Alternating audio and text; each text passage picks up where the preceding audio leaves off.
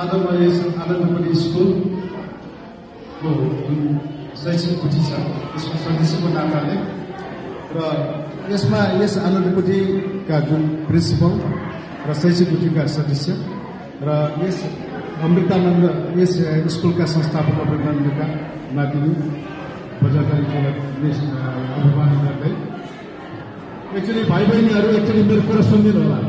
Hello, सबै गफमा व्यस्त छन्। एक्चुअली यो मेरो कुरा अलिकति सुन्नु होला प्लिज, हल्ला नगर्नु होला प्लिज। स्पेसली एससी जसले कम्प्लिट गर्नुभएको छ उहाँहरू एक्चुअली बसेर सुन्नु होला ल। एकैछिन हल्ला नगर्दैन होला, एकैछिन सुन्नु होला ल।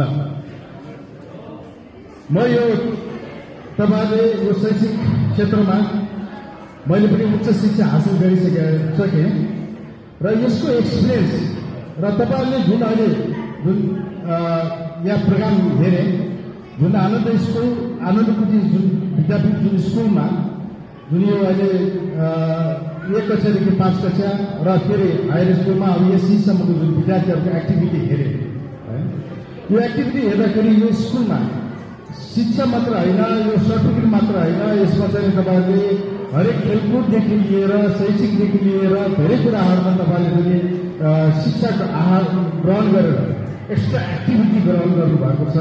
यो धेरै ठुलो महत्त्वपूर्ण कुरा हो। यो लाइफमा चाहिँ तपाईँलाई जुनसुकै ठाउँ पनि युज हुन्छ है। भन्दाखेरि यो तपाईँहरू आनन्दपुरी स्कुलमा तपाईँले पढ्न पाउनु भनेको एउटा ठुलो भाग्यको कुरा हो। मैले वनस्थलीमा पढ्न पाएँ, त्यति बेला यो आनन्दपुरी स्कुलमा भर्ना हुनलाई वनस्थली भन्दा पनि धेरै गाह्रो थियो, धेरै हाई कम्पिटिसन हुन्थ्यो र सबैले यहाँ सिट पाउँदैन थियो। त्यसबाट मैले पढ्न पाइनँ। तपाईँले अहिले पढ्न पाउनु भएको छ, यो ठुलो अहोभाग्य हो। यो मानेमा अहोभाग्य कि यो जस्तो ऐतिहासिक स्कुलमा तपाईँले पढ्न पाइरहनु भएको छ।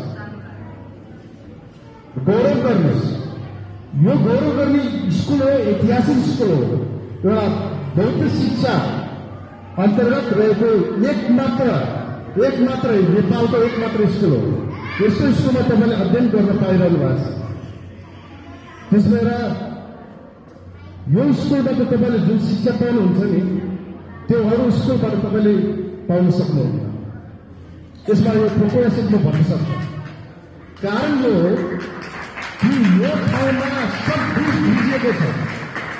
अमृतानन्द भट्टे जस्तोको व्यक्तित्व सब बीज यसमा छ। त्यस भएर अहिले तपाईँहरू जति थोरै जस्तो देखिनुहुन्छ नि, तर थोरैको संख्याले मात्र हुने होइन, थोरै भन्दा यसमा क्वालिटीको कुरा आउँछ। यो स्कुलबाट तपाईँले क्वालिटी पाउनुहुन्छ, मानवतामा हुनुपर्ने गुण पाउनुहुन्छ। यो ठुलो कुरा हो। अब यसको लागि एक्जाम्पल हेर्नुहोस्, हामी स्कुलमा पढ्दाखेरि ओहो इन्जिनियर बन्ने भनेको के होला, डाक्टर भन्ने के होला जस्तो लाग्छ, प्रोफेसर भन्ने जस्तो के लाग्छ।